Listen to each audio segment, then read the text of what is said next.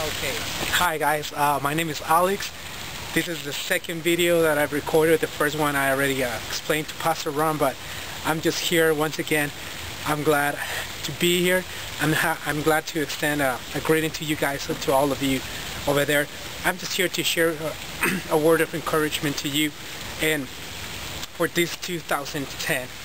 And my word of encouragement for you is that you put Jesus Christ beyond all things. You put him as number one in your life. And let me tell you where I come from. During these last holidays that I spent time with friends and family, and I got to watch this movie.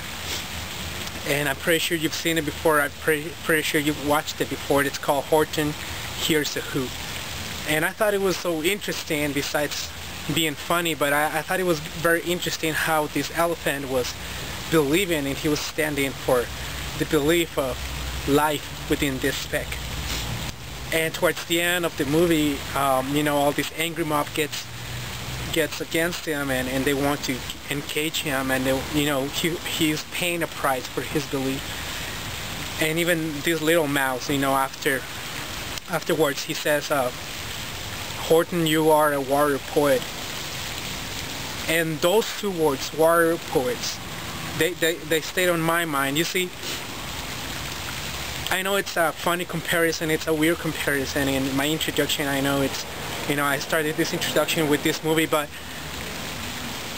you see, in this world, this ever-changing world, with all these new technologies and all these new celebrities coming on, and sometimes it's just hard to keep up to date with, you buy a laptop today and 3 months afterwards it's obsolete, and it's always changing, and they're always looking for new ideas. They're always looking for the truth in these beliefs, in these ways of thinking, and in many things.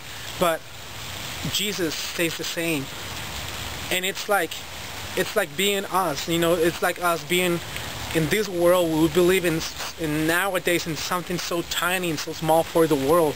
You go to school, you go to your work, you go on the streets, and you name Jesus, and everybody's gonna look at you weird, and everybody's gonna look at you funny.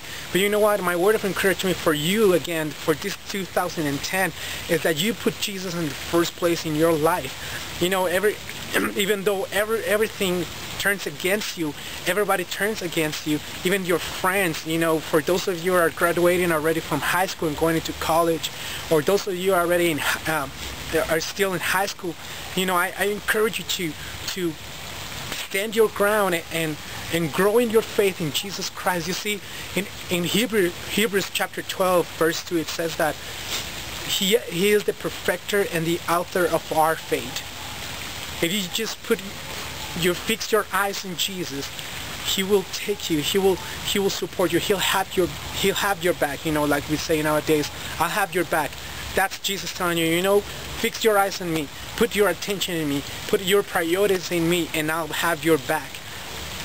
Even though all the world turns against you, when all the world turns against you, and you get criticized for believing in something so small and so tiny. But you know what? At the end, if you stay strong in your faith, they'll see the difference. They'll see that there's always this joy and this peace and this communion, not only with man, but with God. And that's when you're gonna impact their lives. That's when, in the movie, when all this angry mob, they finally got to hear the little voices. They finally got to believe that there was life in this tiny speck, because he stood his ground. And I encourage you to stand your ground. For you see, he is no fool who gives what he cannot keep to gain what he cannot lose. I encourage you to give your 100% in all your mind, with all your strength, with all your heart to Jesus Christ in this year. Yes, we have so many goals and we have so many resolutions for this year, but I encourage you once again that the first resolution, your priority is Jesus Christ in everything you do, in everything you are. Jesus Christ in your life. God bless you once again. I extend my greetings from my wife and me to all of you. God bless you.